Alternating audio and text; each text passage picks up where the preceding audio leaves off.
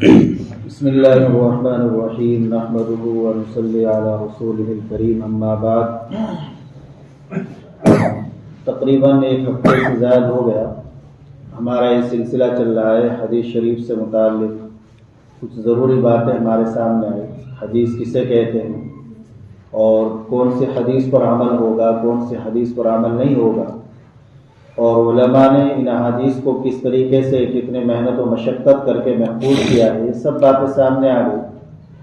آج کا جو ہمارا سبق ہے وہ یہ ہے کہ یہ کتاب جو ہم شروع کر رہے ہیں ریاض الصالحین، تو اس کو لکھنے والے کون ہیں، ان کے بارے میں کچھ معلومات۔ یہ بڑی ہی بابرکت کتاب ہے۔ اس کے لکھنے والے ہیں امام نووی رحمۃ اللہ علیہ، جن کا نام ہے یحییٰ اور والد کا نام ہے ان کے شرف۔ یہ نوا ایک بستی کا نام ہے، وہاں کے رہنے والے تھے، ان کی طرف اسی کی طرف نسبت کرتے ہوئے ان کو نووی کہا جاتا ہے۔ ان کی پیدائش 631 ہجری میں ہوئی۔ 631 ہجری میں ان کی پیدائش ہوئی، تقریباً 800 سال سے زائد کا عرصہ ہو، اور عمر بھی کوئی زیادہ نہیں ہوئی۔ 671 میں وفات ہو گئی، تو تقریباً 45 سال کی عمر ہوئی ہے۔ 676 میں وفات ہوئی ہے، 45 سال کی عمر ہوئی، تو صرف 45 سال کی عمر ہوئی، لیکن کام ایسا کر گئے کہ آج 800 سال بعد بھی ان کا نام بولا جا رہا ہے اور سنا جا رہا ہے، نام روشن ہے۔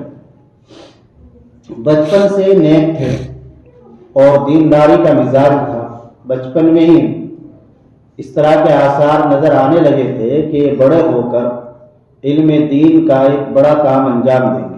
7 سال کی عمر تھی، رمضان المبارک کا مہینہ تھا۔ ان کے 2 واقعے لکھے علماء نے، امام ذہبی رحمۃ اللہ علیہ نے ان کے واقعے لکھے بچپن کے، جو آگے چل کر بڑا بننے والا ہوتا ہے تو بچپن میں اس سے اسی طرح کی باتیں صادر ہونے لگتی ہے، نکلنے لگتی ہے۔ بچپن سے ہی اس کی ہوشیاری، دینداری، ذہانت، یہ سب چیزیں سامنے آنے لگتی ہے، جو اس بات کو بتلاتی ہے کہ بچہ آگے چل کر بڑا بنے گا اور نام روشن کرے گا۔ تو ان کی 7 سال کی عمر تھی، اپنے والد محترم کے پاس سوئے ہوئے تھے۔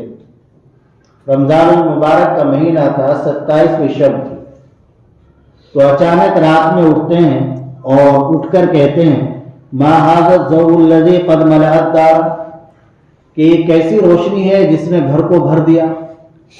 گھر چمک اٹھا تو سب گھر والے اٹھ گئے، لیکن کسی کو کوئی روشنی نظر نہیں آئی۔ ان کو وہ کوئی خاص روشنی نظر آئی تو ان کے والد محترم سمجھ گئے کہ یہ شب قدر تھی، اور شب قدر کی روشنی اور نور ان کو نظر آیا ہے۔ ایک شیخ ہیں، شیخ یاسین بن یوسف المراکشی، وہ ان کے بچپن کا ایک واقعہ بیان فرماتے ہیں۔ شیخ یاسین بن یوسف المراکشی فرماتے ہیں رأیت الشیخ وهو ابن 10 سنین بنوا، کہ میں نے دیکھا امام نووی رحمۃ اللہ علیہ کو، جن کی یہ کتاب ہے، 10 سال کی ان کی عمر تھی اس وقت، اور وہ بچوں کے پاس ہے۔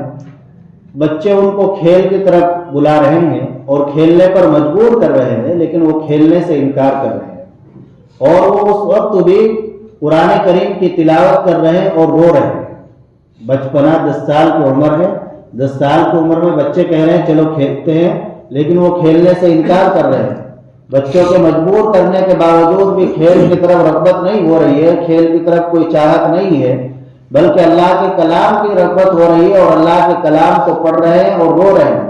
تو ظاہر سی بات ہے کہ یہ دینداری کی بات ہے، اور یہ اس بات کی نشانی تھی کہ یہ بچہ آگے چل کر بڑا کام انجام دے گا اور بڑا دیندار بنے گا۔ چنانچہ انہوں نے شیخ یاسین بن یوسف المراکشی نے ان کے والد سے کہا تھا، جن کا نام شرف تھا، کہ آپ کا یہ بچہ ایسا معلوم ہوتا ہے کہ بڑا ہو کر بڑا دیندار، بڑا عالم، بڑا محدث بنے گا، آپ اس کو دین کی طرف بھی راغب رکھے اور دین کی طرف بھی اس کو توجہ دلائے، دین کے لائن میں ہی اس کو ڈالے۔ چنانچہ شروع میں ان کے والد نے ان کو اپنی دکان پر بٹھا دیا تھا، لیکن شیخ یاسین کی یہ بات سن کر انہوں نے ان کو دینی تعلیم کی طرف بھی توجہ دلائی اور دینی تعلیم میں ہی مشغول کیا، اور 19 سال کی عمر میں، پہلے بچپن میں پڑھتے رہے، پھر 19 سال کی عمر میں ایک مدرسہ تھا، مدرسہ رواحیہ، اس مدرسے میں ان کا داخلہ کرا اور 19 سال کی عمر میں داخلہ ہوا اور 45 سال کی عمر میں وفات ہو گئی۔ بہت زیادہ پڑھے بھی ہیں اور پھر اس کے بعد اتنی کتابیں لکھی کہ آج ان کا نام روشن ہے۔ تھوڑی عمر میں چلے گئے، عمل کا سلسلہ ظاہر میں بند ہو گیا، لیکن ثواب ان کو برابر ملتا جا رہا ہے، کیونکہ حدیث شریف میں آتا ہے اذا مات الانسان انقطع عمله، کہ جب آدمی مر جاتا ہے تو اس کا عمل کا سلسلہ ختم ہو جاتا ہے، ہاتھ سے اپنے اعضاء سے وہ کوئی کام نہیں کر سکتا۔ لیکن کچھ لوگ ایسے ہیں، 3 قسم کے آدمی ایسے ہیں کہ جن کا عمل اور جن کا ثواب بعد میں بھی جاری رہتا ہے۔ ایک کیا ہے؟ علم ينتفع به، آدمی ایسا علم چھوڑ کر جائے جس سے نفع اٹھایا جائے۔ کتابیں لکھ کر چلا گیا آدمی اور لوگ ان کتابوں کو پڑھ رہے ہیں، پڑھا رہے ہیں، تو جب تک وہ کتابیں پڑھاتی جاتی رہیں گی اس وقت تک اس لکھنے والے کو ثواب ملتا رہے گا۔ تو ایسے امام نووی رحمۃ اللہ علیہ نے بڑی بڑی کتابیں لکھی۔ مسلم شریف ایک بہت بڑی کتاب ہے حدیث شریف کی، بخاری شریف کے بعد حدیث شریف کی کتابوں میں سب سے بڑا درجہ اسی کتاب کا ہے۔ اس کی انہوں نے شرح لکھی ہے، اس کی شرح لکھی اتنی سی عمر میں، اور یہ ریاض الصالحین لکھی اور بہت ساری کتابیں لکھی، بڑی اہم اور مفید کتابیں۔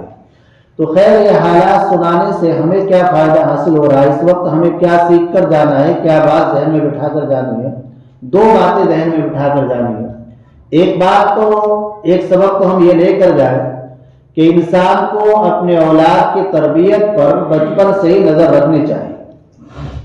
بچپنے میں بچے کو یہ سمجھ کر کہ بچہ غلط کام کر رہا ہے، چلو بچہ ہی تو رہنے دو، اور اس کی طرف توجہ نہ دی جائے، اس کی اصلاح، اس کی دینداری کی فکر نہ کی جائے، تو یہ بڑا نقصان دہ ہوتا ہے۔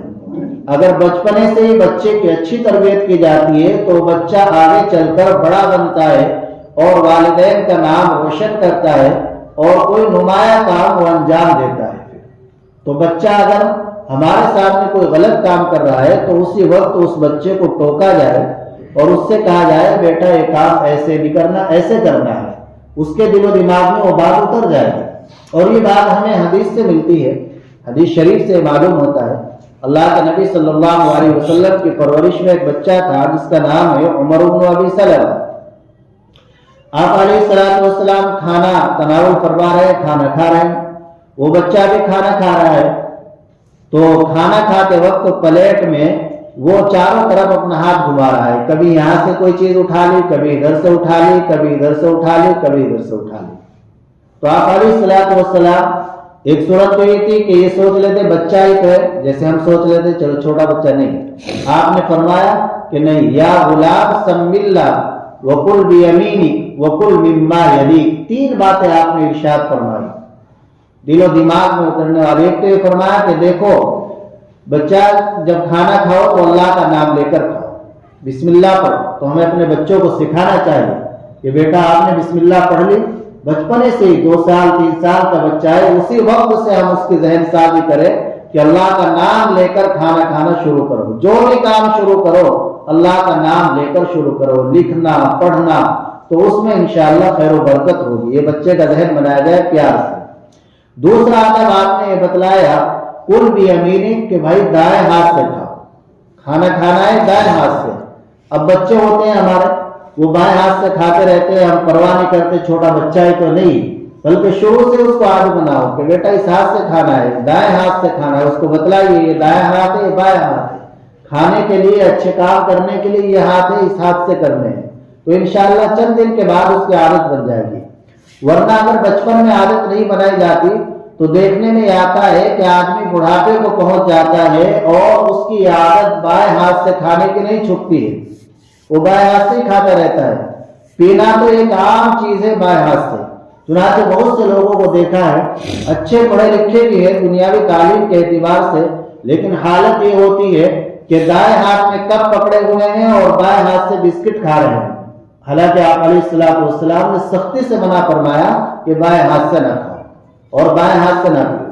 اور بہت سے ایسا کرتے ہیں بائیں ہاتھ سے چائے پیتے رہتے ہیں، بائیں ہاتھ سے پانی پیتے رہتے ہیں، اور بعض ایسا بھی کرتے ہیں کہ دائیں ہاتھ سے چونکہ کھانا کھا رہے ہیں تو بائیں ہاتھ سے پی لیا تاکہ گلاس گندا نہ ہو، یا ہلکا سا دائیں ہاتھ لگا دیا، یہ غلط طریقہ ہے۔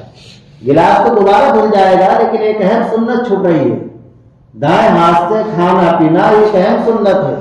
تو گلاس تو خراب ہو گیا، کھانا اس پر لگ گیا تو دوبارہ دھل جائے گا، برتن دھلے گے ہی، لیکن آپ سنت کو مکمل طریقے سے ادا کیجیے، آپ دائیں ہاتھ سے گلاس کو پکڑیے۔ تو بچوں کو بچپن سے ان چیزوں کو سکھایا جائے۔ تیسری بات آپ نے ارشاد فرمائی وَكُلْ مِمَّا يَلِيكَ، کہ جو آپ کے سامنے ہے وہی کھاؤ۔ ایک پلیٹ ہے بڑی، اس میں کھانا رکھا ہوا ہے، 3-4 آدمی کھا رہے ہیں، ایک ہی طرح کا کھانا ہے تو آدمی کو اپنے سامنے سے کھانا چاہیے۔ ہاں اگر بڑی پلیٹ ہے اور اس پہ کئی طرح کے کھانے رکھ دیے جیسے ناشتے میں رکھ دیتے ہیں تو پھر آدمی چاروں طرف سے لے سکتا ہے۔ تو بچے ایک بات تو ایک سبق تو ہمیں یہ ملا کہ آدمی کو اپنے اولاد پر بچپنے سے ہی، سب سے بڑی کھیتی ہمارے اولاد ہے، ہمیں اپنے اولاد کو سدھارنے کی پوری کوشش کرنی چاہیے، اور اس میں کسی طرح کا کوئی سمجھوتا نہیں۔ اگر اولاد بگاڑ کی طرف جا رہی ہے تو اس کے لیے پوری قربانی آدمی دے، سب کچھ قربان کر دے، لیکن اولاد کو سدھارنے کی پوری کوشش کرے۔ ہر ایمان والے کی ذمہ داری ہے، ہر ماں باپ کی ذمہ داری ہے، اللہ سے یہاں سوال ہوگا۔ دوسرا سبق آج کے ان واقعات سے ہمیں یہ ملا کہ انسان اس دنیا کے اندر کوئی ایسا کام کر بھی جائے کہ جس کا ثواب مرنے کے بعد بھی ملتا ہے۔ انسان چلا گیا، عمل ختم، لیکن کوئی ایسا کام بھی کر کے جائے کہ جس کے ثواب کا سلسلہ، جس کا فائدہ مرنے کے بعد بھی پہنچتا ہے۔